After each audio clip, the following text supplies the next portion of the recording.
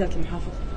والله الخبر مؤسف، يعني البطولة مشت بصورة صحيحة والآن واصلة إلى مباراة النهائية، لكنه الآن الجموع والحشود اللي متواجدة في بوابات المدينة الراضية والعدد الكبير الآن الزخم، وخوفا على أرواح المواطنين. الآن احنا جاي نتفاوض مع اتحاد كأس الخليج أنه شلون نبدأ عملية التفويج لأنه حماية المواطنين أكثر هنا، لأنه أبلغنا الآن أبلغونا كأس الخليج إذا بقى الحال على ما هو عليه الآن اللي موجود ممكن أنه تلغى اليوم المباراة النهائية وممكن نقلها إلى دولة محايدة.